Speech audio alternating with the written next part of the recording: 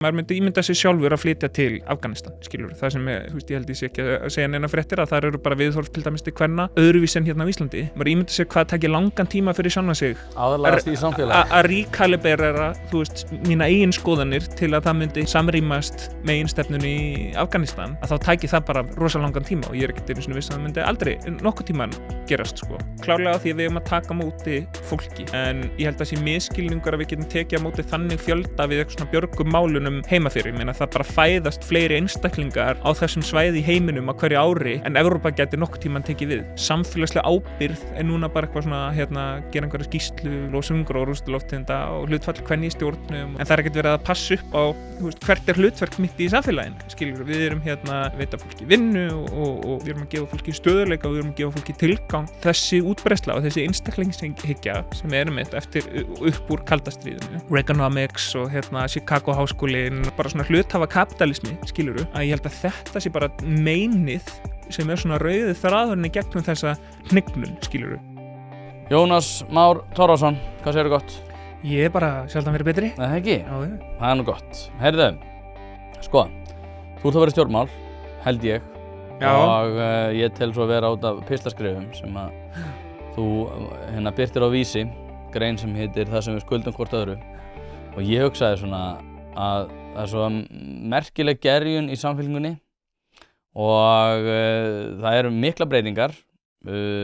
Gamla, nýja samfélkingin fer Heiða fram, fer Heiða ekki fram, verður það einhver annar. Og það sem mig langar að gera í dag er svona að spjalla við þig svona hugmyndafræðilega anga þess hvað stjórnmálamaður þarf að hafa. En áður en við byrjum, hver er Jónas Már? Maður eitthvað að fara að skilgreina sig hérna. Fyrst og síðast er ég náttúrulega bara Íslendingur sko. Ég er líka pabbi og lögfræðingur, jafnaðarmaður, það er ýmsir hattar sko. En já, ég veit ekki alveg hvað skal segja. Íslendingur fyrst og fremst? Já, Ertu þjóðrækin? Ég er það sko.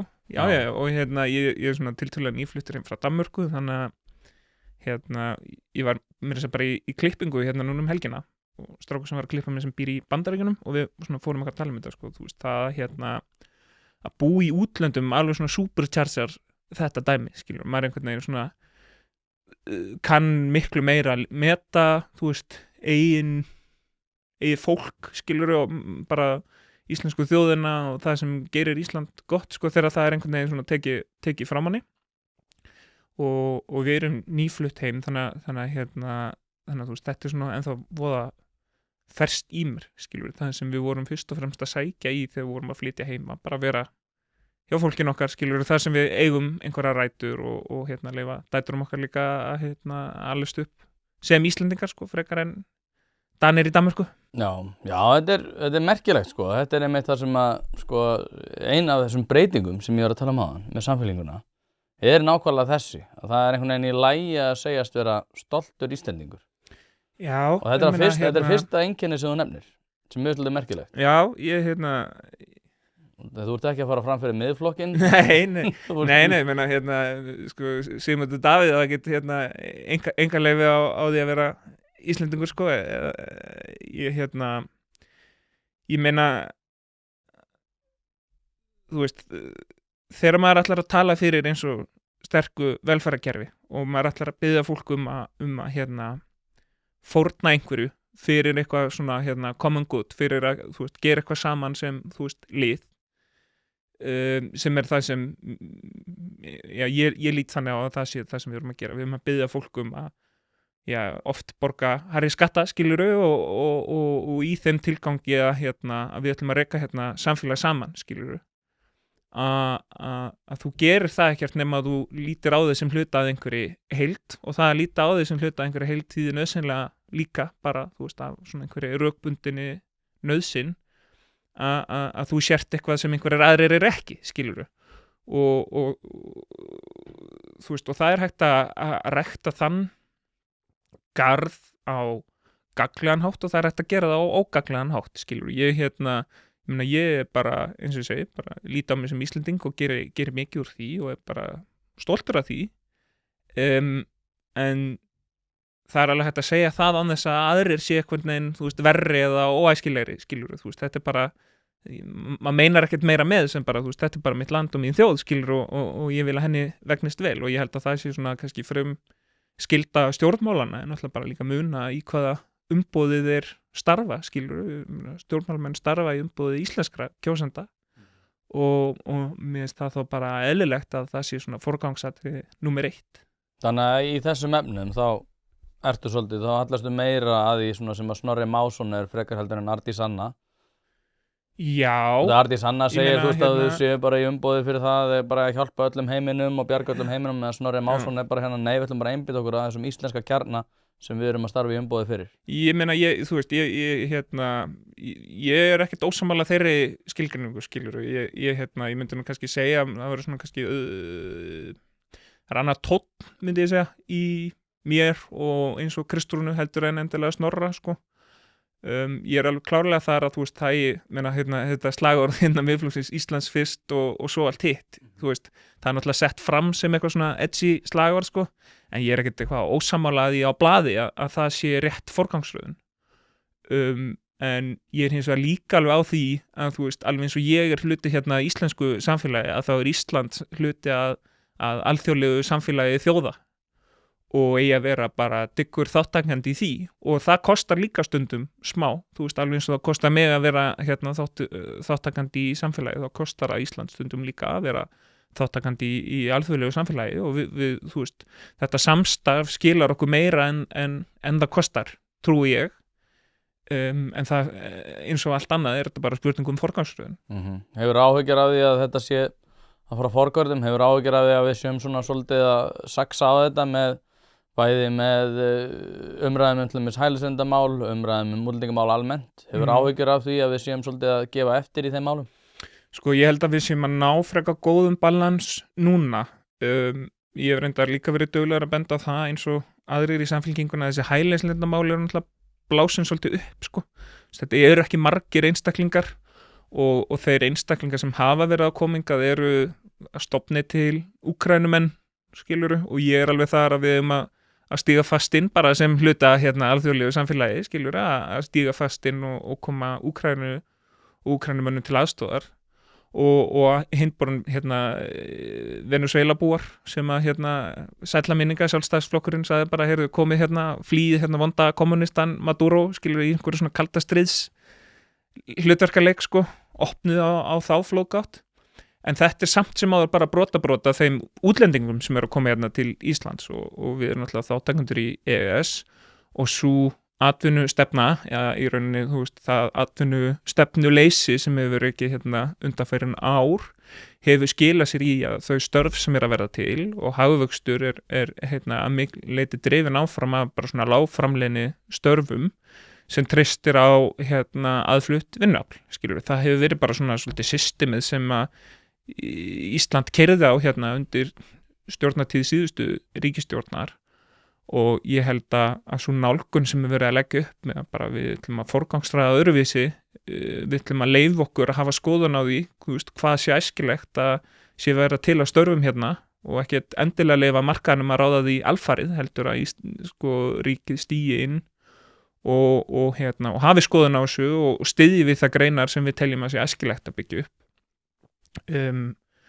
Ég held að það sé rétt nálgun í þessu, skilur. Þá eru störfin sem er að verða til betur hentut kannski fyrir fólk með hærra menntunarstig, skilur, það er hærri framleiðni og þá er líka hægt að keyra áfram hagvöxt í samfélaginu án þess að það treysti á því að vera bara einhvern veginn að skópla inn einhverju fólki inn í bara eitthvað svona hakkavél síðkapitalismann, skilur, það sem er bara, þú veist, verið að treysta á lágtekjustörf til að keyra hagkerfið áfram og það er náttúrulega líka einhverju leyti er að flytja inn sko stéttskiptingu, skilur, það er að búa til í okkar samfélagi einhver svona íslenska stétt, skilur, sem er bara eins og ég og þú sem erum að panta okkur á Volt og svo einhverja erlenda lágtekjustétt sem er að koma með matinn í gegnum Volt, skilur, það er þessi dýnamík sem er svolítið að verða til með þessari atvinnustefnu.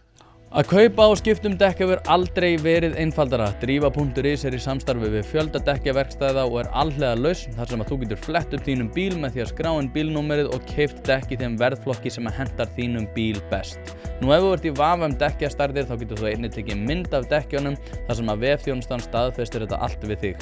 Þetta kann að hljóma of einfalt til að vera satt en svona þetta nú samt. Einnig boðið upp á sérþjónustu þar sem að dekkjabíllinn kemur upp á dyrum, umfelgar, skiptir dekk og hann jafnvægis stilltur á staðnum. Eins og ég segi þá hefur þetta aldrei verið einfaldara og nú tíminn eins og við vitum öll. Skelltu þér inn á drífa.is og fundu bestu dekkjaþjónustuna sem hentar þér. Ég þá að skilja það rétt að við þurfum að taka í handbremsuna á þessu svolítið hvað varðar það að við sem að flytja inn endalaust af vinnuafli og einbeita okkur því að fá meiri framleiðni á rétt störf. Þá gerir ég ráð fyrir því að þú tala fyrir því að við þurfum að endurskoða það hvernig við höfum verið að reka ferðamanniðinaðinn og kannski taka svona alltaf jafnvel að setja hærri skatta til þess að koma einhverju svona skikki á það. Sko ég ætla kannski ekki alveg að tala fyrir að taka einhverja handbremsu. Ég held að það þurfi kannski ekki. Þetta meir bara spurningum sko, í hvað átt stýrum við sko samfélaginu og ég, þú þekkir það bara eins og ég, stór hluta af þeim útlendingum sem búa hérna eru hérna í árstíðabundum störfum, þau koma í stuttan tíma, skilurðu, þetta hérna oft bara fólk sem einhvern veginn hérna áður en fyrir háskóla að vinna á einhverju kaffihúsi eða vinna í ferðaþjónustu og svo ferða bara sinn veg, skilurðu, þannig að en stærra og stærra hlutfall vill setjast þér að Já, og það kannski ekkert endilega eitthvað sem ég á móti, skilurðu, það sem ég á erfitt með að finnast bara svona í fullkomlega lagi að það sé bara stórt hlutfall þeirra sem búa hérna í Íslandi bara einhverju svona málaliðar í einhverjum störfum, sko.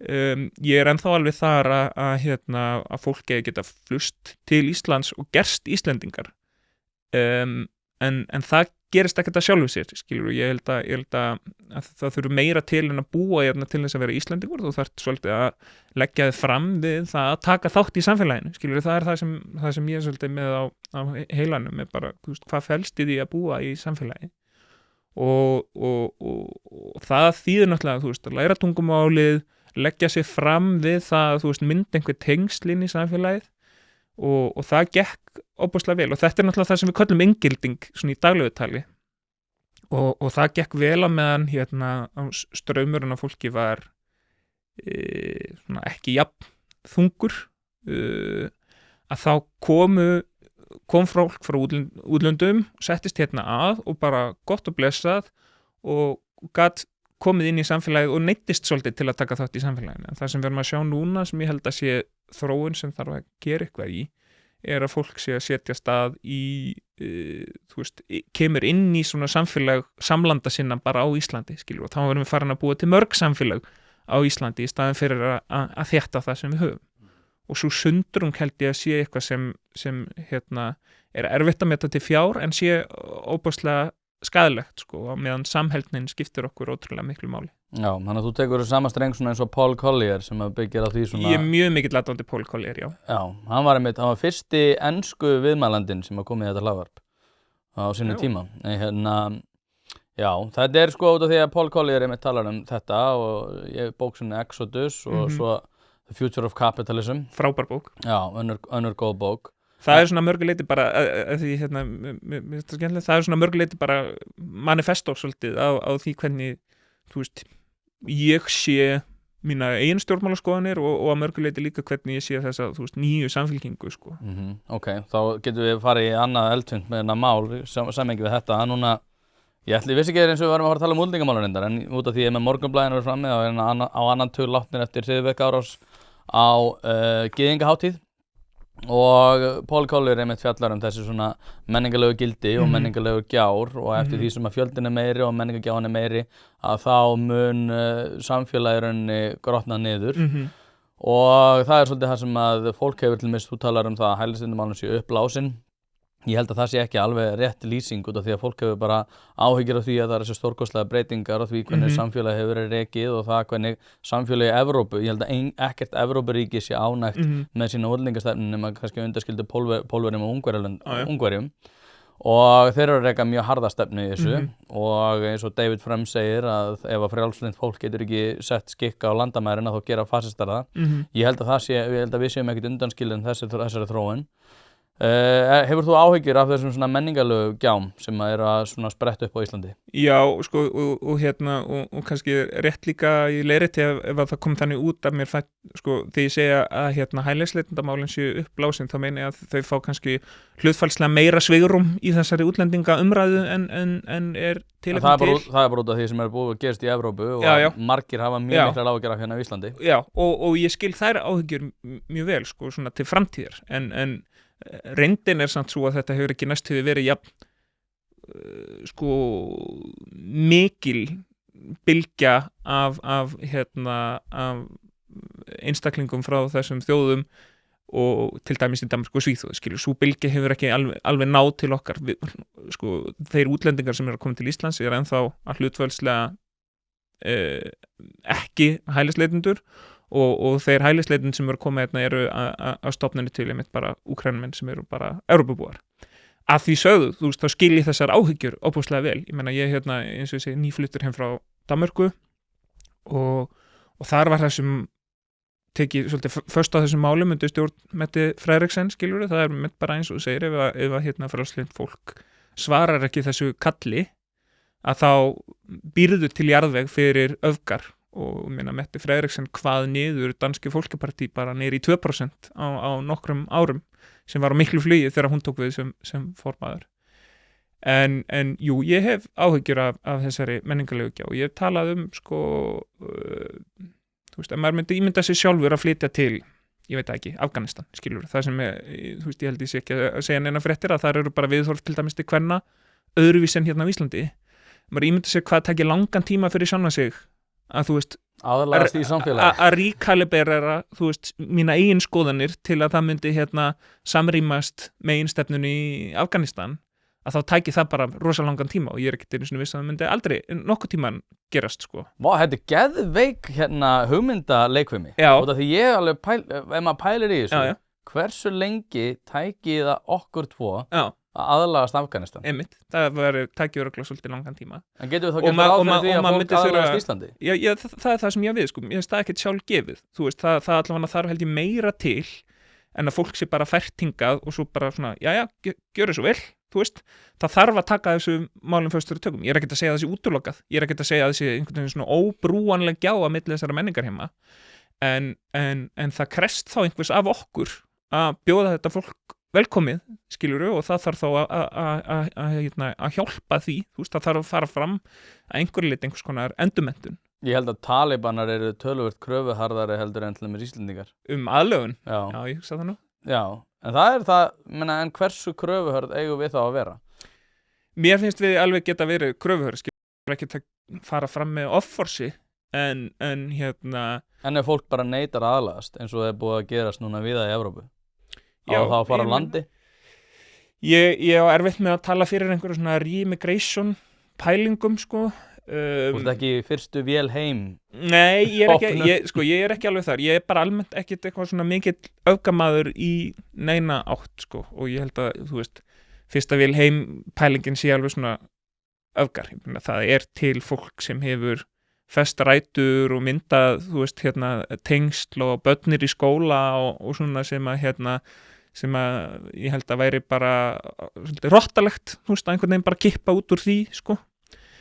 Ég held að þurfi bara, þú veist, að stíga betur inn, sko, og svo líka að grípa þetta fyrr þegar fólk er að koma til landsins. Ég meina, eins og þetta hefur verið, þá hefur það hefur bara ekki gefist rúm til þess að taka utan þetta fólk þegar það er að koma til landsins og passa upp á að fólk sé að aðlagast samfélaginu. Minna. Það er bara vel þekkt að, þú veist, konur frá þessum löndum til dæmis eru oft mikið bara heima með börnin, skilur, frekar en að þau fara á leikskóla og þú veist, þá ertu bara, þá strax þar ertu komin fjarri samfélaginu en allir Íslendingar, skilur, og mér er það, þú veist, eins og Pólverja, skilur, fólk sem er kannski ekki að tala í íslensku og er ekkit eitthvað svona etnískir Íslendingar taka samt meira þátt í samfélaginu, sko, þannig að þú veist, þetta er svona gradient, ég ætla ekki að segja að þú veist bara hvað allir útlendingar eru í sama boxi, en það þarf að taka tillit til þess hvaðan fólk að koma og ef það að koma frá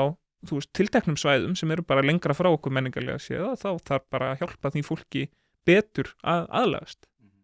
Það er enginn að fara að segja mér að þú þurfur að leggja sama í aðlögun einhver sem kemur frá Svíþjóð eða Danmörku og einhver sem kemur frá Írak. Eðli máls samkvæmt. En hversu hlaðvarpið í samstarfi við fiskhúsið.is.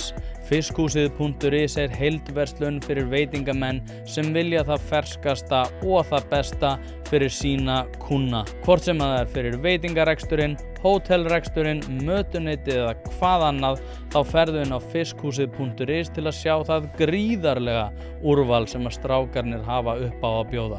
Ef að þú vilt hið ferskasta og hið besta, þá gerir þetta sjálfsögðu almennilega, ferðin á fiskhúsið.is. Það ekki til sú spurning sem að strákarnir hafa ekki svarið við, þannig enn og aftur fiskhúsið.is til að fá ferskasta og besta fiskinn á landinu. En hversu langt ertu tilbúin að ganga í þessu út af því að ég meina núna allir mér sem Mette ferð en þú bendir réttilega á að hún tók svolítið til í þessum málum og lagði svolítið öldurnar í útlendingamálunum. Nú þetta svona aðeins að rísa upp einhvern veginn aftur en sko hversu speglar þig alfarið í Mette Frederiksen núna myndi einhver segja heyrðu við erum ekkert á sama stað og Danmörk þannig að við þurfum ekkert að hafa sömu áhyggjur. En ertu svona svolítið að byrgja brunnin áður en hann áður en við dettum móðan í hann? Já, ég held að þetta sé frekar þar sko. Í fyrsta lagi með Metti þá lít ég alveg upp til hennar mörguleiti að því hún stóð ein í þessum málum langt á öllum öðrum jafnamennum á Skandinavíu. Og nýtti krafta Paul Collier meðal annars? Meðal annars, já, hann talaði á landsfundi Sosialdemokratíu þarna 2017-18, eitthvað svo leys. En svo líka alveg hlutir í þeirri stefnu sem ég ekki sammála skilur mér fannst eins og hvað? Eins og þeir fóru það var mjög frægt mál þeir byrjuðu að taka skartgripi af fólki sem var að koma og sækja eftir hæli til að einhvern veginn svona fjármagna það mínum huga bara hrottaskapur skilur við eigum ekki að vera grimm við fólk sem kemur hingað við eigum að gera bara eðlilega kröfur ef það einhver sem kemur hingað og moldiríkur og sækir hæli þá kannski þurfum við ekki að borga undir hann lögmannskostnað og þú veist og einhver svona félagslegt kerfi utanum hann en það að hirða þú veist ættar erðagreipi bara úr greipum þeirra þegar það að koma að flýja einhverjar erfiðar aðstæður það hrottaskapur skilur og ég ekki þar en svo gerði hún líka annað sem bara mjög skynsamlegt skilur hún steig bara fast niður með þessi mál og bara þú veist ef þú ert að koma hingað þá þarf þetta aðlagast og það það bara gripið til ákveðna aðgerða og eins og ég segi, Ísland hefur ekki fengið, þú veist, við kannski sluppum skilur ég, borgarastyrjöldin í Sýrlandi búin vonandi sér fyrir endan á þessum átökum á Gaza og í kringum Palestínu. Já, svo talaði það hafa aldrei fleiri verið á flótta.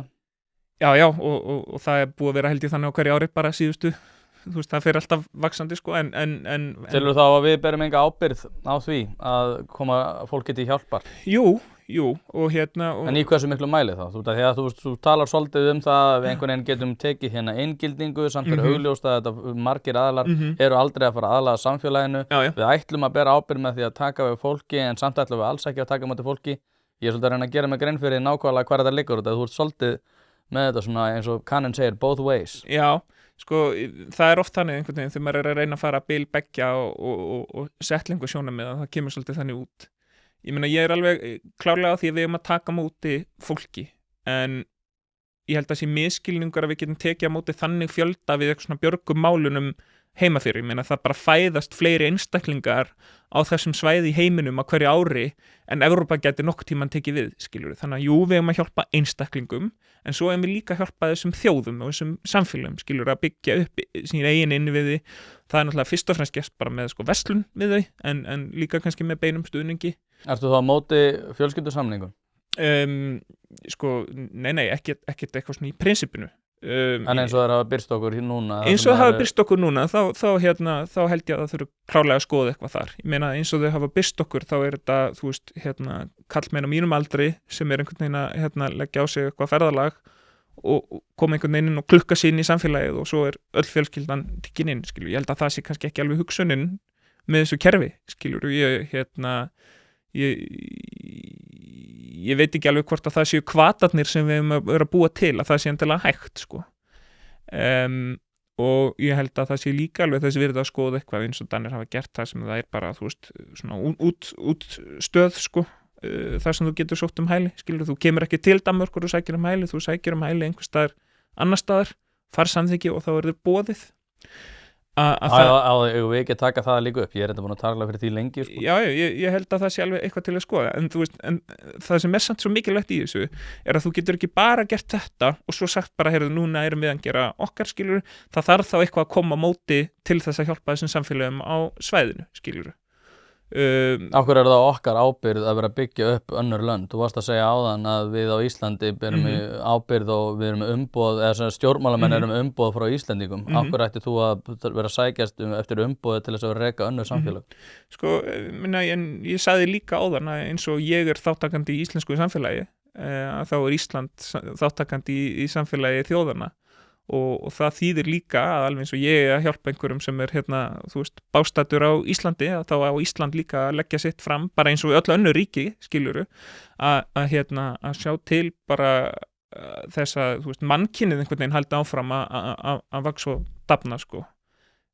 Og það getur verið í ýmsu formi, sko. Það er best að gera það í gegnum viðskipti, þannig byggir upp innviði á staðnum, en minna ég eins og íslenska ríkið og íslensk fyrirtæki hafa verið mjög duglega að til dæmis hjálpa með sko jarðboranir og jarðhitalausnir til dæmis í Afríku. Þarna ertu komið með eitthvað mjög konkrétt það sem Íslendingar eru framúrskarandi á heimsvísu í að gera og geta lagt eitthvað fram á mörkum til þess að hjálpa þessum ríkjum að þú veist, byggja upp eigin innviðið og byggja upp svona eigin styrkleika sko. Eins og Eldur Ólafsson var að gera mitt í Kína á sínu tíma. Já. En þetta er mjög áhugavert sko. Það sem að ég svolítið kannski fjarlægast aðeins útlendingamálum og byrjum að tala svona endilega. Þetta er alveg bara ég fór í annar podcastum daginn og það var einmitt strax bara útlendingamálin og vilja allir ræða útlendingamálin með samfélkinguna sko. Já, það var náttúrulega eins og við erum að tala hérna saman 15. og í gær 14. þá náttúrulega var hryðjuverkaárás í Ástralíu sem hefur bara beint tengsl við þessa umræðu allan. Þannig að ég er alveg sammálaður, það er ekki eina sem á að ræða, en sko tökum vikum aðeins linsuna þá og tölum svona almennt samfylkinguna út af því að núna þú ert í Kópavogi, þannig ég gerir ráð fyrir því að þú viljið sækjast eftir oddvitasæti þar. Já, sko ég reyndar það birtist nú þessi frétt þarna Vísi það átti sér alveg stað samtal við blaðamennin þar sem ég er að segja, þú veist, ég er nú bara nýfluttur heim frá Danmörku, sko, ég var að byrja inn í rifinu, ég er með fjölskyldubörn, þannig að þú veist, það er ekkert ákveðið í þeim efnum þó að ég sé að hugsa málið, sko, bara ég hafi fyrirvara ná, sko. Já, ég gerir ráð fyrir því að þú sért að sækjast eftir því, en sko, út af því þú talar í þessari grein sem að við vorum að tala í upphafið, það sem eins og segi, heitir það sem við skuldum hvort öðru og þar talar við göngum gennum einmanleika krísu, við færumst áfram á sporum, drukknum í hversdagslífinu undir hraðari og flóknari tilveru, efnahagslegum þrengingum og óttablöndu andrúmslofti. Við erum svolítið búin að ræða þetta síðastnefnda sem er augljóslega óttablendin stemming og fólk finnur fyrir meira óöryggi út af útlendingamálunum, svolítið búin að tjekka það, en svona samfylkingin almennt séð sko, ég gerir ráð fyrir því að þér hugnist samfélkingin nýja undir Kristrúnu Frostadóttur meira heldur hún var kannski ekki endilega undir loga, heldur svona stemmingin svona Heiðu Bjargar Hilmisdóttur, Dag B. Eggertsson, Sabína Leskopf sem náttúrulega núna ætlar ekki að sækjast eftir áframhaldandi stöðu út af útlendingastefnu samfélkingarinnar. Búið að tala það að samfélkingin sé svona að dragast til hægri. Mér heyrist að þú vilja draga hana enn lengra til hægri. Er það ránt hjá mér? Sko, já, ég myndi ekki að segja það. Ég meina, þú veist, það er náttúrulega, sko, við byrjum á bara, þú veist, quote on quote, gömlu samfélkingunni, sem er svo samfélking sem ég gekk til liðs við, sko. Ég meina, ég er bara jafnaðarmaður og allt þetta fólk sem þú telur upp, ég meina, Heiða og Sabínu og Dagur og þetta er allt bara öflugt jafnaðan fólk. Ég myndi ekki að segja að ég sé eitthvað hægri sinnaðir en þau, skilur, ég er bara með annan fókus og ég held að það sé líka það sem gerðist með til dæmis tilkomu Kristrúnar, flokkurinn færðist ekkert til hægri eitthvað í efnahagsmálum Ég held þessi kannski verið að sækja aðeins meira inn á einhvern svona almennan konsensus í bara svona félagsmálum skilurðu. En þetta ennþá flokkur sem stendur fyrir mannréttindum, þetta ennþá flokkur sem stendur fyrir, þú veist, kvenréttindum og réttindum hinsegin fólks, skilur svo dæmi séu nefnd, og ég ennþá þar. Við erum bara að tala aðra hluti, skilur, og ég held að þessi ár, þú veist, svona 2014, 15 og til svona 2020-ish. Þú ert náttúrulega byrja í starfinu þannig að 2015 eða ekki? Jú, svona það leiti, ég held að fara í fyrsta landsfundi minn 2015, byrja þarna veturinn eitthvað 2014. Hlaðvarpið í samstarfi við stöndu og mikilvæg fyrirtæki og eitt af því Poulsen. Poulsen.is til þess að skera hvað eina, hvort sem þú þarft að fara í bílrúðu skipti eða einfallega bílrúðu viðgerð, þá ferðu inn á Poulsen.is. Ef það stjarna í framrúðinni þá bara bókaru tíma á heimasíðunni, ferð með hann og hann tilbúinn samdægurs. Ekki vera með stjörnu í bílrúðinni, Poulsen.is. Láttu græða rúðuna strax í dag. Hlaðvarpið í samstarfi við Happy Hydrate. Steinefni eru orðin mikilvægur þáttur í mínu lífi og ég ekki einu svona að grínast, ég að nota þessar vörur í alvörinu. Það ástæða fyrir því að þessir kassar hérna eru tómir. Nýjungarnar og framþróunin hjá Happy Hydrate hreint út sagt frábær. Kreatín samhliða steinefnunum, eitthvað sem að þeir bjóða upp á og ég nota að staðaldri. Eftir að ég byrjaði að nota þessar frábæru vörur að þá líður mér einfallega betri. Ég kem meiri verk og dagurinn verður betri. Dagskammtur af nauðsynlegu vítamínum, engin gervisykur og þú færð þetta í rauninni hvar sem að þú verslar. Þú verður ekki fyrir vonbrigðum ef þú prófar þetta og ég mæli með að þú gerir það strax í dag. Það var kannski smá svona sjálfsmyndarkrísa, skilur, ekkert ólíkt því sem að Sjálfstæðisflokkurinn að gangi gegnum í dag, sko, að þú veist, maður einhvern veginn svona, það var eitthvað uppgjör eftir hrunið, flokkurinn, bara fékk að finna fyrir því eftir að hafa, kannski ekki alveg staðist þær væntingar sem voru gerðar til þessarar, þú veist, breiðu vinstri stjórnar og þetta var svolítið haldreipið, skilurðu, samfélagið var að breytast mikið á þessum tíma og það var þessi fjórða bylting feminismans og svona mikil degla í réttindum hinsegin fólks að þetta var svona haldreipi samfélkingarnir, skilurðu, þetta erum við, skilurðu, að því allt hitt var einhvern veginn svona búið að detta frá og ég held að miðjusækin stór jafnamanna flokkur geta aldrei gert það einhvern veginn svona megin sjálfsímynd sinni að standa fyrir þessum málum, skilur. Vókinu þá? Já, það sem kallað vókið, skilur, og við ætlum ekki eitthvað að fara að karpa skilgreininguna á því, en jú, það sem kallað vókið, og þú veist, bara, að það getur ekki verið svona megin sjálfsmynd jafnaðarmannaflokks. Jafnaðarmannaflokkur á að standa fyrir mannréttindum og svona, þú veist, umburðarlyndi, svona í almennum skilningi, en það sem hann stendur fyrst og fremst fyrir bara, þú veist, efnaðsleg kjör venjulegs fólks að stækka og styrkja millistéttina, þú veist, við viljum taka fólk úr fátækt og lyfta því upp, við viljum hafa stóra og breiða millistétt eins og við sjáum á Norðurlöndunum þar sem að jafnaðarmenn hafa búið til og skapað farsælustu samfélög veraldar sögunar, sko, þú veist, á bara mjög marga mælikvarða. Já, þetta áhugavert. Já, sko, út af því að þú talar að það sé allt svona jafnaða fólk, en ég meina að mjög augljósant að Kristrún mjög frábrugðin því hvernig samfélkingin var og hún tekur bara áherslunar allt annað. Hvort að það sé meira hægri, meira vinstri, já, kannski þetta meira svona menningarlegt hægri en áfram í jafnaðargildunum á vinstri. Menningarlegt hægri, þú veist, þetta ekki bara einhver svona menningarleg miðja samt, skilur, þú veist, það ekki eins og það ekki svona menningarlegt hægri í hvernig Kristrún tala, skilur, hún tala bara þú veist, einhverja skynsemi í þessu málaflokkum. Ef þú myndir spyrja Kristrún eitthvað svona, hvað finnst þér réttindi transfólks, skilur, þá fengjur hún bara segir nei takk. Já, en þú veist, augljóslega ekki, sko, þannig að ég held að hún sé bara eitthvað svona, já, menningarleg miðja, en efnaðslega þá þetta þá náttúrulega vinstri sinnaður flokkur, sko. Já, en hversu, sko, út af því að núna hefur samfélkingin náttúrulega verið að búa til alls konar nýyrði yfir skattahækkanir út af því að þau sögðu náttúrulega á sínu tíma að það ætlaði ekki að hækka neina skatta, Þorgerður Katrín sagði það líka, það var allt svikið. Hvernig svona horfir þetta við þér svona í skattamálunum?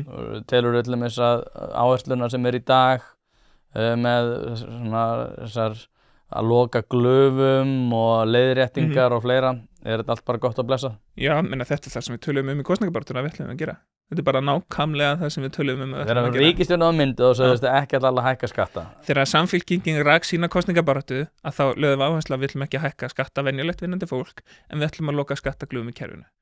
Mást eftir rosalega mikill umræðum EAF-gatið. Já. Það hefur náttúrulega verið, sko, ef við myndum gera það í dag það myndi allir hrópa, já þetta skattahækkun og þið sögðust allir ekki að hækka skatta en þetta var bara stór hluti okkar kosningaplattformi þannig að ég held að það sé ekkert ennþá sem hefur komið sem ég á eitthvað erfitt með að verja sko. Nei, en ég meina, þið voru kannski svo kúnstu að þið náðu að plata viðreisninni í þetta það hefur kannski bara verið flott hjá okkur en aftur á móti, sko, það sem að hefur samt verið að eiga þessi stað er að efnahagslífið er að horfa eða það horfir til verri vegar í efnahagsmálunum sumir rekja það einmitt til þessara skattahækkana sko, sem eru enginn þeirra komin til framkvæmda Nei, en það er samt fólk tekur ákvarðanir út frá því sem að koma verður það sem að, sko, þegar þú ert að reka fyrirtæki þá tekur ekki ákvarðanir strax og skattahækkunin á sér stað og tekur aftur á móti ákvarðanir áður en að skattahækkunin kemur inn þannig að það að segja einhvern veginn út af því að þetta er ekki komið inn að þá er þetta ekki fara að hafa nein áhrif við sjáum bara þær skattahækkanir sem hefur til þess að gera með bensíngjöld og annað á kílómetragjaldið að þetta er einhverjar vöru tolla á bíla til dæmis þetta eru bara peningar sem að samfélagin aldrei að fara að sjá það er ótrúlega bjartsýn fjármálaáætlun sem að ég tel reyndar að engin stóð í raunveruleikanum einfalt út af efnahagslífið horfir til verri vegar sko hvernig út af því að sko þú talar þetta dýnamíska svona góða samfélag Norðurlandana sem að byggir ekki á einhverjum rosalega hörðum áherslum það að hækka skatta hvernig sko svo ég bara spyrja aftur ertu bara ánægður með allar þær áherslur sem hafa að gera með þessar skattahækkanir kannski eins og segi þá flott að þið náðu að plata viðreisninni í þessa ríkisstjórn og að sjá til þess að þau myndu ljúga því að þau myndu ekki hækka skatta en til dæmis bara eins og þetta óvenjulega fólk hvaða fólk er þetta og þetta fólk sem að vinnur ekki og þú talar venjulegt vinnandi fólk hvaða óvenjulega fólk sem að vinnur ekki er þetta Ég meina fjármagnseigendur svona upp til hópa þú veist fólk með mjög háa tekjur skilur ég meina það hafa verið breytingar gerðar sko núna er ég bara frekar tekjuhár sko en fólk með mjög háar tekjur er ekki vinnandi Jú, ég meina, þú veist, ég myndi nú alveg segja að það væri svona, ég til dæmis sjálfur myndi segja að ég væri svona óvenjulega tekjuhár, skilur, og mér finnst allt í lagi að ég meina, tökum þessa samsköttun hjóna, skilur, það er eitthvað sem myndi gagnast mér og konun minni, hún er núna í, orlofi og kemur ekki til með að vera í hæsta skattþrepið þegar hún byrjar að vinna eftir það. Ég borga alveg, stímatekjur alveg ágætlega yfir því, þannig að þetta myndi gagnast okkur. En ég skil ekki alveg af hverju ég ætti að fá einhver tekjuafslátt út af þetta, skiluru, umfram það sem allir aðrir borga skatt, skiluru. Þú ert ekki að fá afsláttinn, hún er að fá afsláttinn. Nei, ég fæ afsláttinn. Ég nýti hennar. Þú nýtir hennar skattþrep, sko. En aftur á móti er þetta eitthvað sem hún getur ekki nýtt sér. Það er ástæðan. Og núna er til dæmis bara niðurbrot hjónabandsins er eitthvað sem að margir íhaldsmenn reyndar hafa áhyggjur af. Og ég líka, svo það sé sagt sko. Já, en af hverju er þá verið að gera óskynsamlegra að vera í hjónabandi? Ég meina, ég vænti þess bara að koma eitthvað annað í staðinn, skilur. Ég held að þessi enginn í allavega samfélkingunni sem vilja eitthvað toga í sundur fjölskyldu eininguna. Ég held hins vegar ef maður ætlar að búa til hvata, efnahagslega hvata og efnahagslegan ábáta fyrir það að vera í hjónabandi og stofna fjölskyldu, að þá sé ekki réttur staður til að byrja á tekjuhæsta fólk samfélagsins, skilur, sem er það sem þessar skattareglur gera. Þau nýtast bara einstaklingum sem eru í hæsta skattþrepi. Ég er ekkert að segja við að það eru 30.000 fjölskyldur, ef ég er að skilja þetta rétt. Já, ég held að greining skattsins hafi verið talað að þetta varu milli 4 og 5% einstaklinga sem nýttu sér þetta á síðasta skattári. Það er ekki meira? Nei. Og sko, mér minnir meira þess að 95% af þeim sem nýttu sér þetta hafi verið í efstu tekjutíund. Ég segi töluna hennar hliðina á mig. Já, þetta stendur í greinagerðinni sko, en nákvæmlega hlutfalli er eitthvað svona milli 4 og 6% ég hef heyrt mismunandi tölur, ég veit ekki hvort að fólk sé að rugglast eða hvort það sé einhverjar uppfærðar tölur. En hvernig ætti þá að vera gert, hvað finnst þér að ríkið ætti að gera til þess að vera skynsamlegri í hjónabandi? Þannig nú vitum við náttúrulega að tölur eru varðar faðernismál og annað, er eitthvað sem er stórkostlegt ágefni, ef þú elst upp hjá einstæðri móður, þá ertu líklegri til þess að leiðast út í ýmis svona, hvað ég segja, lífshnekki. Þannig að við þurfum að gera skynsamlegra að haldast í hjónabandi, við þurfum að gera skynsamlegra að haldast í sambandi, við þurfum að gera skynsamlegra að vera faðir sem að stendur sína plikt.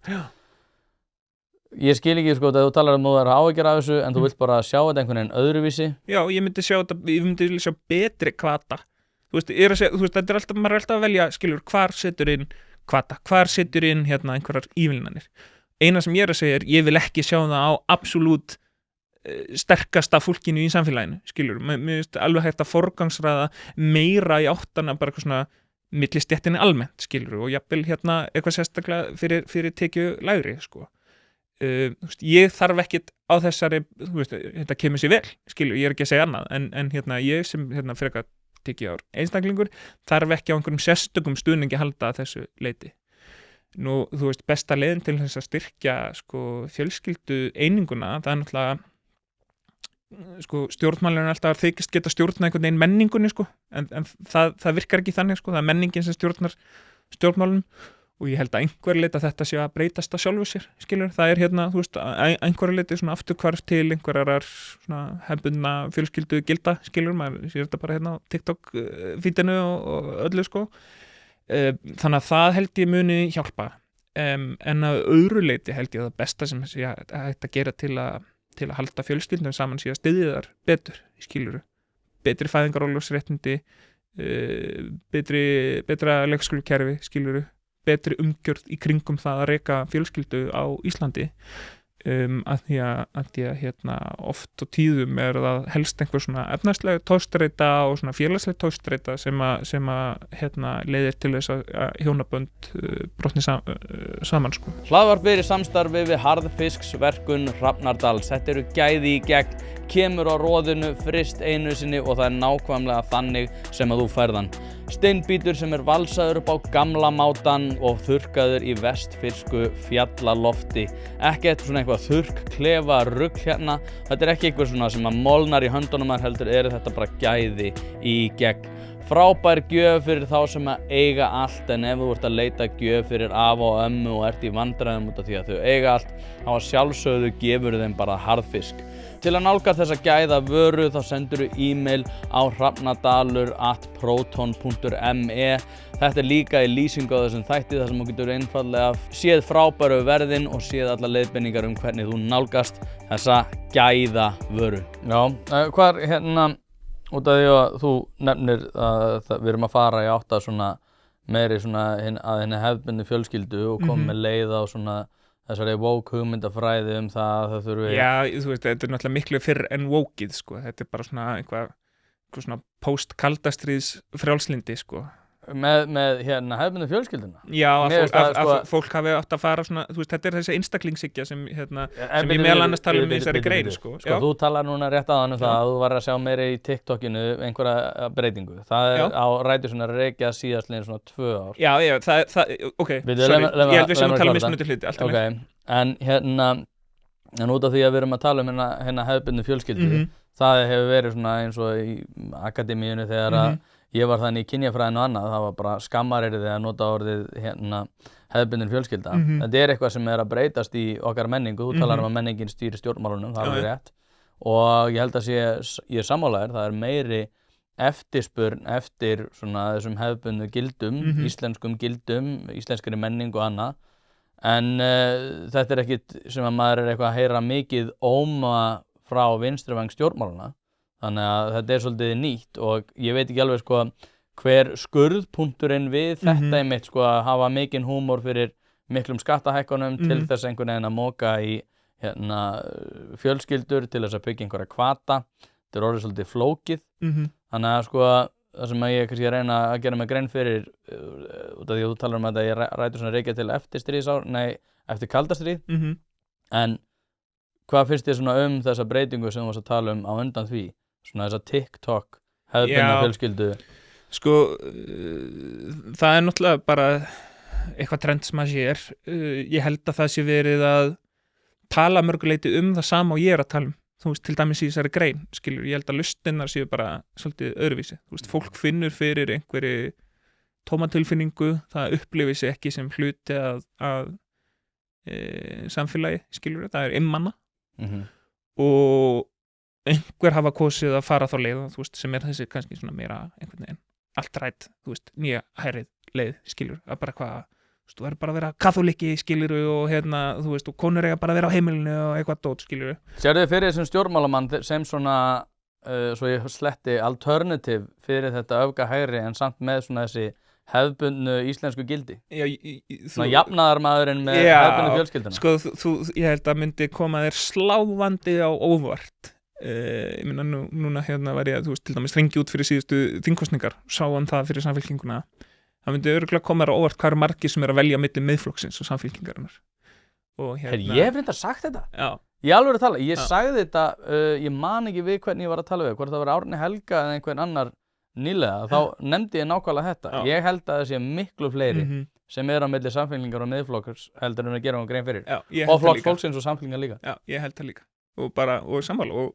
Og mér finnst það í rauninni bara jákvætt, skilur við. Því ég held að við séum að koma með betri lausnir á sömu vandamálum en til dæmis Miðflokkurinn. Ég meina, það er samfélagsleg samheldni, skilur og það hluta því er fjölskyldu minstrinn, skilur og að styðja við barnafjölskyldur en þú veist ég held að lausnin sé ekki einmitt í bara einhver svona 50s nostalgíu, einhverja hugmyndir sem og einhvern veruleika sem var aldrei til staðar, það sem að þetta þú veist, einhvern veginn Coca-Cola auglýsingin pappinn kemur heim og börnin koma hlaupandi á móti og konan er að taka einhverja steik út úr ofninn, þetta var aldrei svona, skilur, þetta var bara líka ógeðslega erfitt Lífið er ekki erfitt í dag, sko Nei, þú veist, fólk eru orðnir algjörir aumingjar og við vitum það báðir allt eitthvað, út af að tala TikTok vælandi yfir því einhverju kvíðakasti yfir því hvað það sé erfitt að fá ekki niðurgreitt líf allstaðar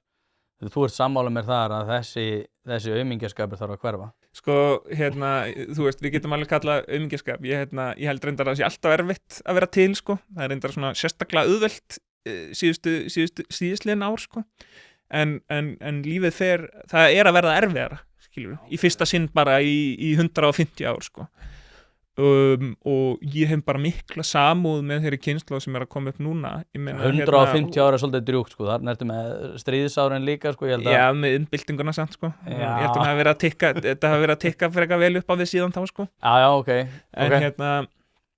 en þú veist, maður sér einhvern veginn breytingar á samfélaginu og hvatana sem það býr til. Ég meina, ungt fólk í dag, jú, það er einhvern veginn svona, þú veist, vill fá dót fyrirfram, skilur,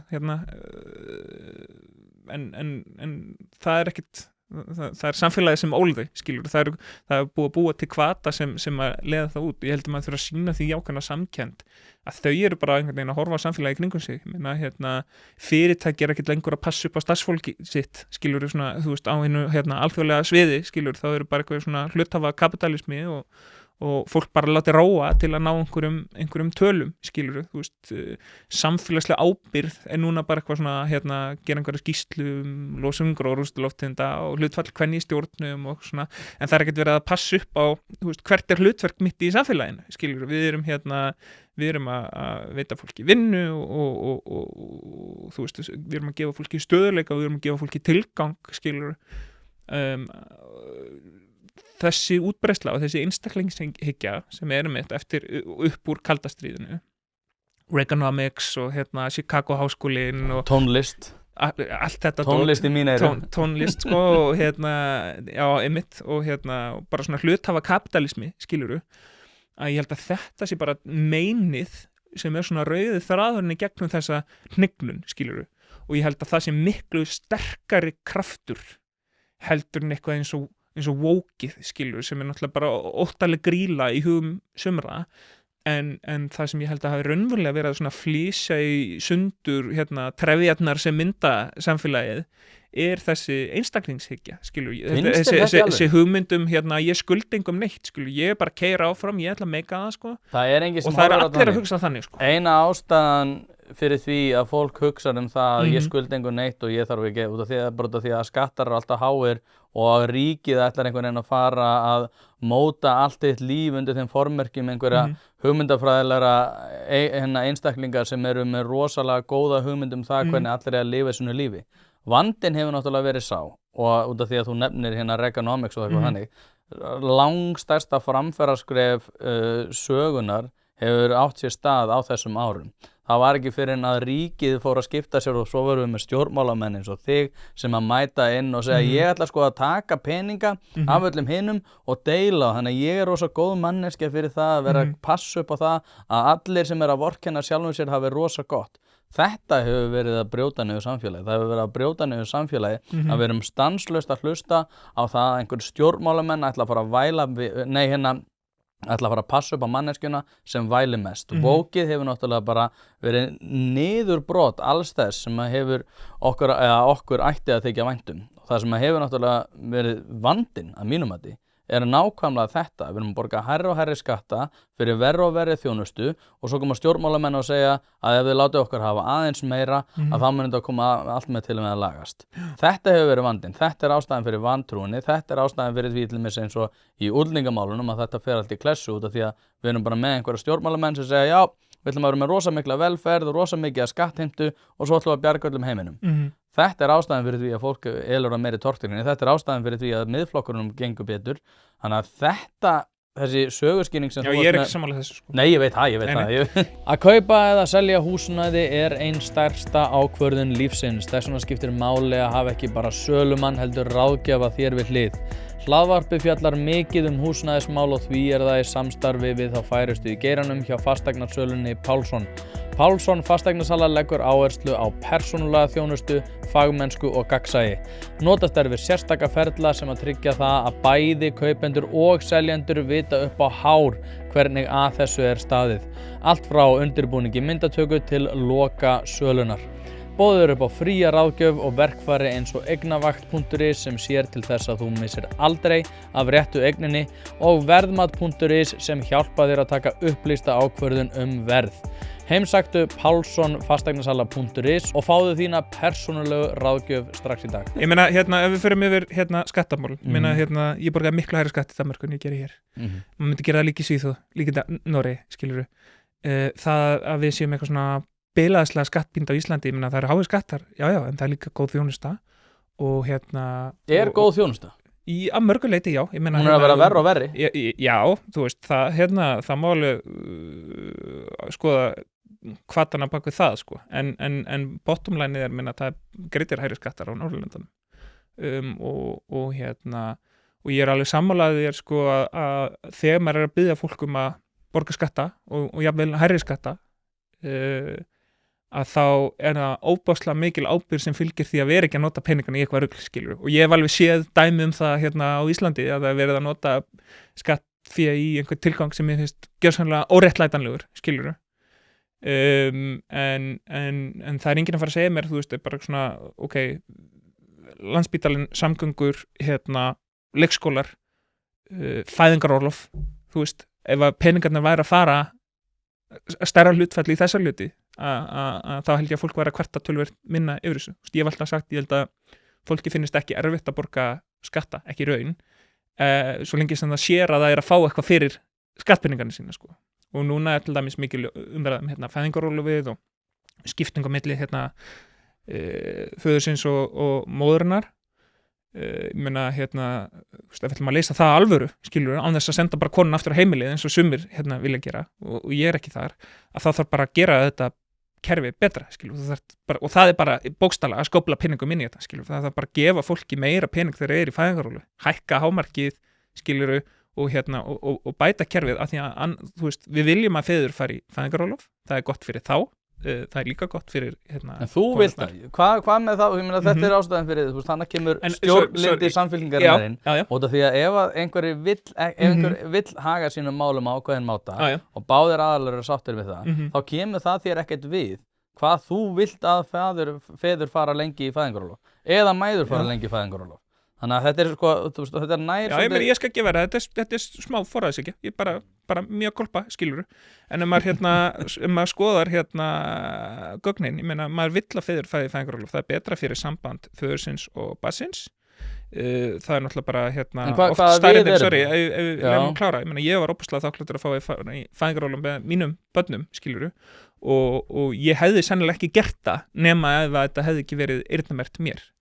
Ég hins vegar heppinn að vera í þeirri stöðu að geta gert það, skilur, fjölskyldur, og það svolítið það sem umræðan snýst núna, að fjölskyldur einhvern veginn að skoða heimilisbókhaldið, bara ok, við erum með þessar tekjur, og ef þessar tekjur skerðast svona mikið, þá gengur dæmið ekki upp. Þannig að þú tekur orlofið, þú heldur áfram að vinna og getur ekki farið í orlof.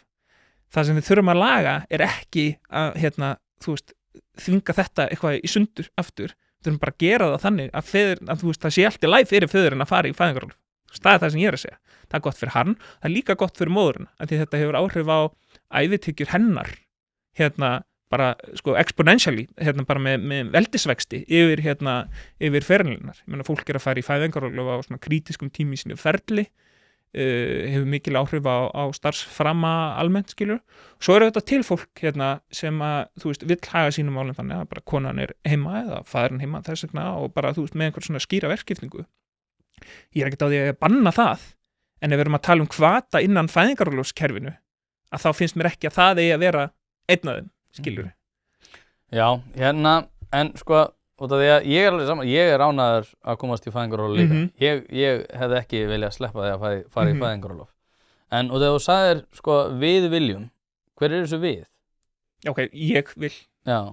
Það ekki, ég ekki að vera leiðilegur bara þetta. Stjórnmálamenn eru rosalega mikið í þessu í dag, að segja við viljum þetta og þetta og þetta. Það bara að tala svona flokkin sinn, sko? Í einhverjum tilvikum, sko. En svo alltaf sagt, sko, við sem samfélag, og ég hef svona haft pínu svona horn í síðu þessa talsmáta, einfalda út af því að ég einhvern veginn, út af ég segi þetta líka, maður einhvern veginn segir, sko, við sem samfélag, eigum við að vilja að þetta og þetta sé svona, en ég einhvern veginn svona, það einhver ónóta tilfinning, svona eftir ég voru að endurhugsa þetta, sem að kemur yfir mig þegar ég að ræða þessi sko við. Við viljum samfélag sem svona. Ok, ég vil samfélag sem svona, og eins og ég segi, ég var 3 dætur, skilur, ég vil ennþá að þessi samfélag það sem að þær geta farið og verið einhvern veginn þáttengundur í einu víðara samfélagi en ekki bara inn á heimilinu. Og þær eiga bara geta stýrt í eftir eigin höfði, skilur, það bara hluta þessu. En mér langar að klára með Reaganomics og sko gullöld kapitalismans í Bandaríkjunum ekki þarna, skilur. Þetta gullöld hluthafa kapitalismans þegar sko arður hluthafa supercharged af því að það bara allt skorið frá beininu, skilur, það bara verið að fókusera á að skila arðið til hluthafana og jú, maður sé einhver gröf sem fara upp á þessum tíma, sko, en ég held að samfélagið hafi tappað einhverju í leiðinni, skilur, þetta rót, globalismans sem ég veit ekki hvort þú hefur ágjur af margir skoðanabræðin eru voða mikið að spá í, sko, gullöld kapitalismans í Bandaríkjunum eftir stríð og fram til svona 1965-ish, þegar sko þáttaka ríkisins var bara í hæstu hæðum, skilur, á vinnumarkaði og ég held mér að segja kringum Kóreustríð hafi sko hátekjuskattur í Bandaríkjunum náð 90%, skilur, þannig að þetta sá kafli í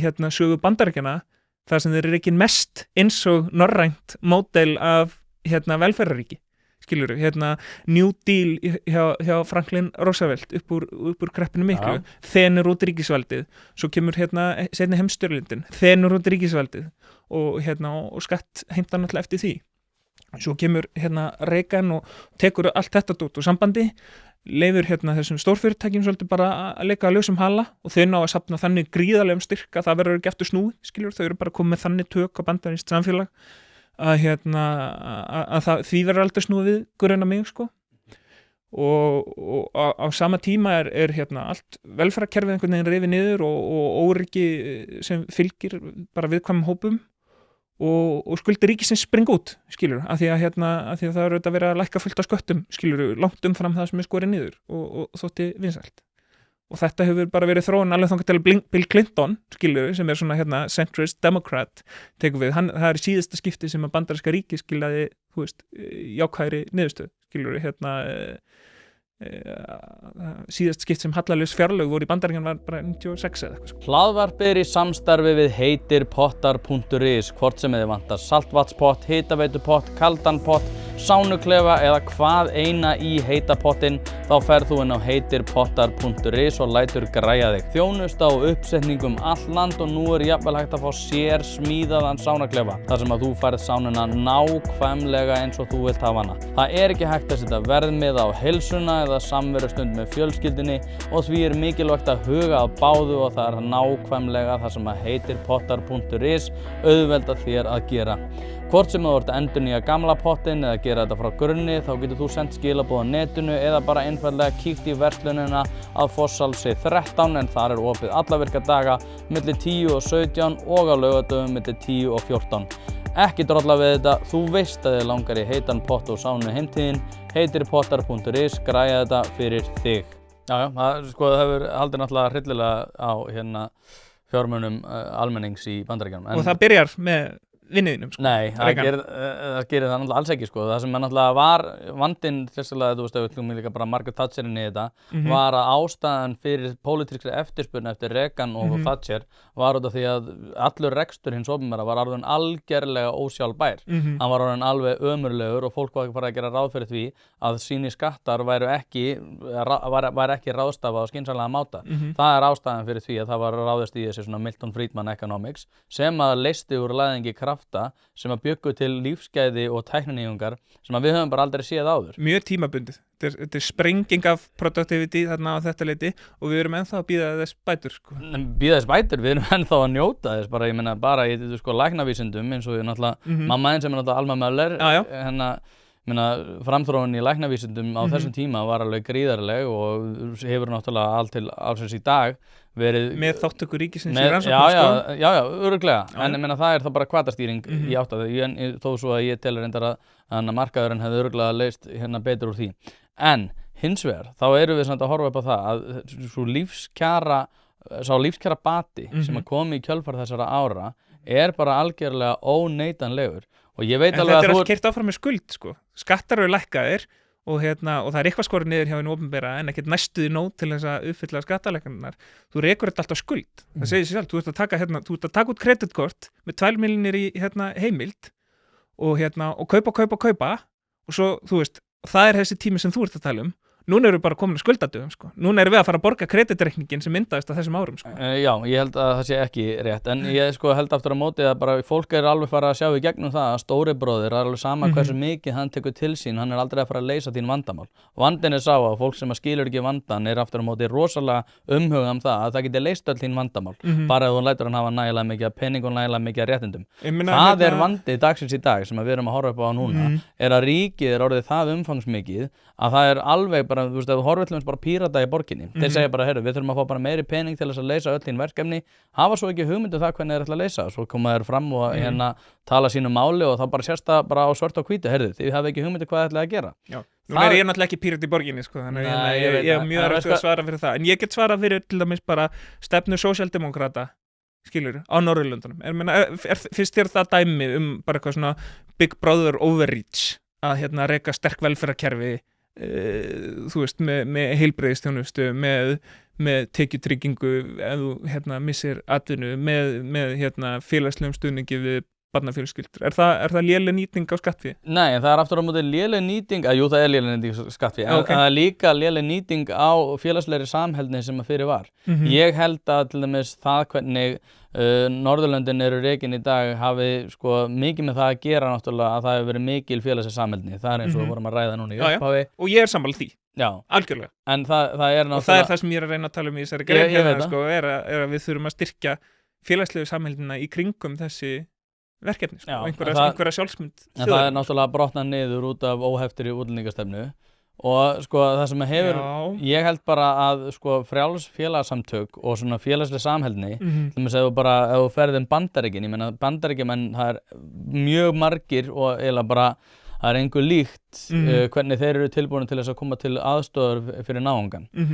Þetta er eitthvað sem að ég held að þegar að þú ert komið með ríkisvaldi sem ætlar að leysa öll vandamál, sé eitthvað sem að fer forgörðum. þá fólk bara farið að hugsa, heyrðu, já, ríki bara kemur til með að leysa þetta, það ekki á minni ábyrgð að vera bara samborgari sem að kemur öðrum til aðstoðar út af því að ríkið einhvern veginn alltaf að fara að leysa allt vandamál. Og þannig að ég held að eftir því sem að við erum með meiri svona hugmyndun það að þú getur bara tekið til þín endalausa skattfé, þá í fyrsta lagi þarf fólk að vinna miklu meira út af því að þú ert að taka helminga öllum þeim sjálfsaflafé og líka að fólk fær, það bara rofin tengslin á milli þess hvaða ábyrgð þú berð gagnvart þínum samborgurum. Og þetta einmitt ástæðan fyrir ég vildi fá þig út af því að mér varst það svo áhugavert og ég held að myndum eiga mjög áhugaverð samræður nákvæmlega þetta. Að, þú talar það sem við skuldum hvort öðru.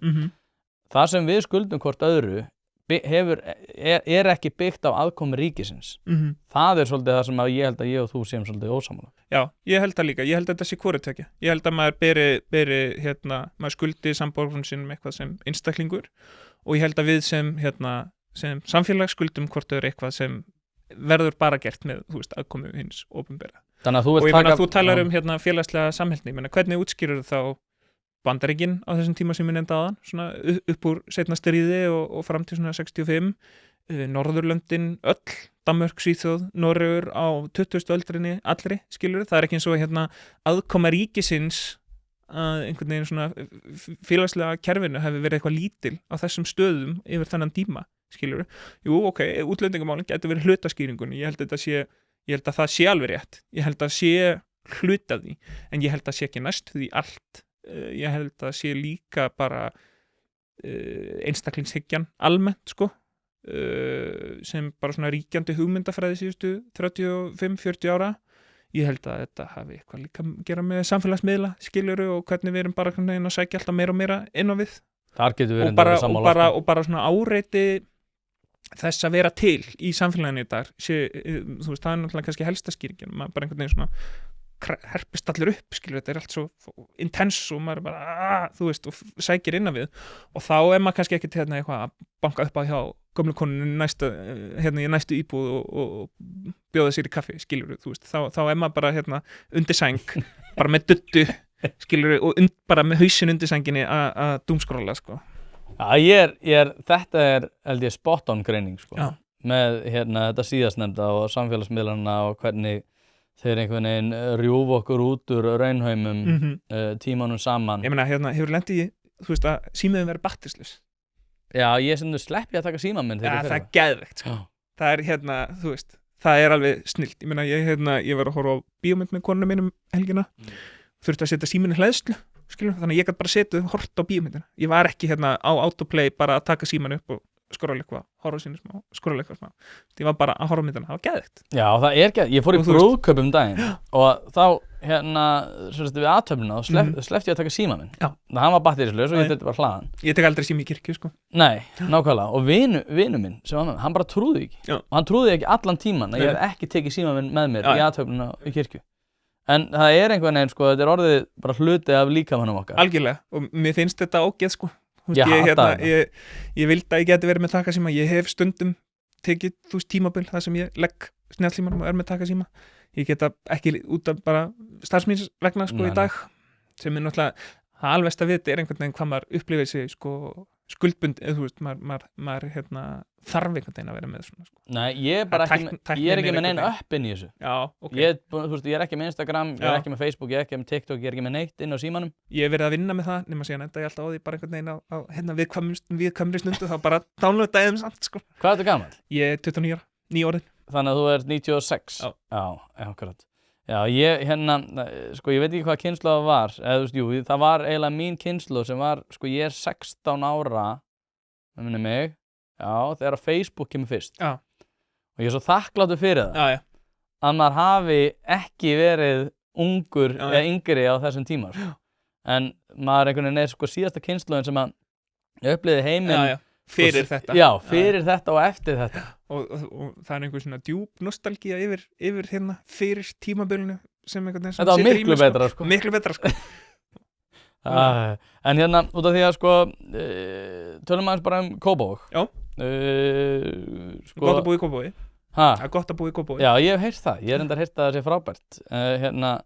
Og þú ert þá ánægð með það hvernig Ásdís hefur verið að reka sín mál. Ásdís Kristjánsdóttir sem Sko, bæjarstjóri núna. Já, ég hef nú bara sagt það að, ég held að þau geta alveg verið ánað með sinn árangur, sko. Ég held að eftir mælikvörðum Sjálfstæðisflokksins hafi það tekist óvenju vel hjá þeim að koma sínum stefnum á framfæri í Kópavogi. Ég bara ekki eitthvað alveg sammála þeirra markmiðum, skilur við, það hefur verið lögð áhersla svolítið á því að reka bæinn eins og fyrirtæki, skilur við, það er bara áhersla á því að skilja einhverju niðurstöðu. Svo niðurstaða hefur verið fengin með því að selja eignir, hæstbjóðanda, skilur við, þannig að í staðin fyrir að bærinn sé að nýta sér eignarheimildi sínar yfir landi til þess að stýra skipulagi með eitthvað vision, skilur að þá hefur bara lyft verktökum einhvern veginn að leggja plakaborðið og kert áfram bara á því hver er tilbúin að bjóða hæst, og það er náttúrulega býr þá líka til hvata til þess að kreista sem mestan hagnað út úr þessum eignum. Það hefur verið gert með gjaldahækkunum eins og bara, frektur ára með Kópavogsmódelið í leikskólamálum og með skerðingu á þjónustu. Ég meina ég hugsaði í gær, það var snjókoma á ótrúlega fallegt viður og það var svona mistur yfir Kópavogi eins og kemur stundum að það er svona alveg besta veðrið til að fara í sund, nema veturinn lokar Kópavogslaug og særlega klukkan 6 helgar, og það var ekkert alltaf þannig. Ég var að fara í kvöldsund klukkan 10, sko.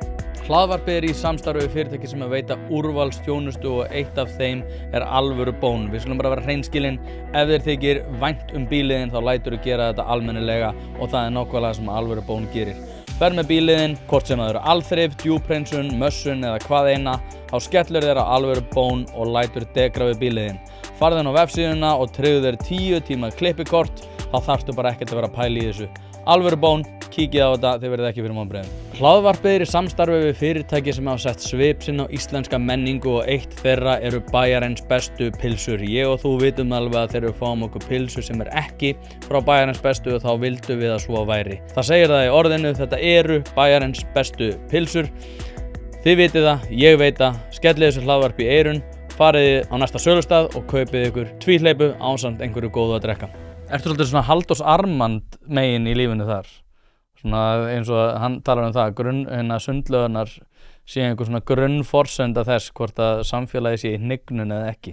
Ég veit það ekki, sko, ég veit ekki alveg hvað þessi skref Halldórs þú ert að vísa í, en ég hef allavega bara talað, sumum finnst það kannski hjákallegt, skilur, en það er bara rosa stór hluti að því að vera Íslendingur er að fara í sund, og bara sundmenningin okkar er einstök í heiminum. Það er nýbúið að taka hann upp á skrá UNESCO yfir einhvern svona óáþreifanlegan menningararf. Það er bara nokkri dagar síðan, sko.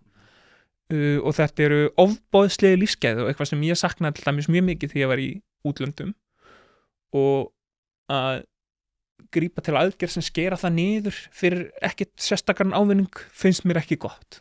Mér finnst það í fyrsta lagi náttúrulega bara svona kannski lýsandi yfir einhverju hugafari, en í mínum huga er þetta einhver svona almestu sameiginlegu gæði sem við höfum, og kostnaðurinn er nú ekkert brjálæðslega við þetta, skilur, þú ert með startkostnað sem er bara að byggja þetta náttúrulega, hann getur verið mikill, en þú þarft að halda vatninu heitt allan sólarhringinn og því hvernig þú lokar, skilur. Þannig að þetta er í rauninni spurningum bara lýsinguna á einhverja örfá starfsmenn þegar þú ert að stytta eða lengja opnunartímann, og ef þú ert að grípa til aðgerða sem skerða aðgengja þessum sameiginlega arfi okkar, sko, að það sem er ekki gott. Og talandi, sko, unga fólkið sem eru allir svo miklir aumingjar og hanga bara í símanum, mér finnst náttúrulega mjög ósanngjarnt að tala um þau þannig, en hvert eiga þau eiginlega að fara, skilur, þau þeim er einhvern veginn hvergi leyft að vera, skilur, þeim er ekki treyst fyrir neinu.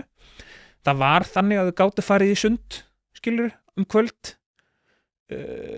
og verið þar án þess að vera í síma, skilur, og gert eitthvað sem er heilbrigt og gott fyrir líkam og sál. Núna, haldið þessi einhver úlingar að fara í sund í Kópavogi, skilur, helgar vetur þegar lokar klukkan 6. Mér finnst það einhvern veginn ólíklegt, skilur. Það er einhvern veginn sweet spotið fyrir þetta væri svona 8-10, skilur, til þess að grípa þennan hóp þegar þau eru einhvern veginn svona á sínum svona monkey business tíma dags helgar, sko. Ég er endar, sko, þannig erum við sammála. Já. Við erum svo sammála margt. Við erum það 100%. Og það er bara hægt að tala það sem maður er sammála og komast að einhverju svona niðurstöðu, sko. Já, ég held að ef við myndum tala nógu lengi saman þá myndum við enda á sömu niðurstöðu á ýmsum málum sko. En ég sammálaðir þarna að ég það svona eins og þegar að Thatcher talaði BBC sko, hún sagði bara þetta eitthvað svona sem við getum ekki, þú veist, ég frjálshyggjukona, ég tel að einkareksturinn gerir allt betur, en BBC var eitthvað svona, nei, við snertum þetta ekki. Mér sundlögin að vera svolítið okkar það, ekki RÚV, allt í lagi. En sundlögin að vera meira. En ég ekkert eitthvað á móti RÚV sko, ég bara mér svolítið svona sérkennileg umræða það hversu miklir fjármunir farið það. En við kannski bara tökum það seinna. Jónas, þetta var mjög skemmtilegt. Já, takk sem leiðis. Þú ert djöfull klár. Já, takk fyrir það. Það verður bara spennandi að fylgjast með þér. Bara takk kærlega fyrir að koma og þangað til næst. Já, sömuleiðis, takk.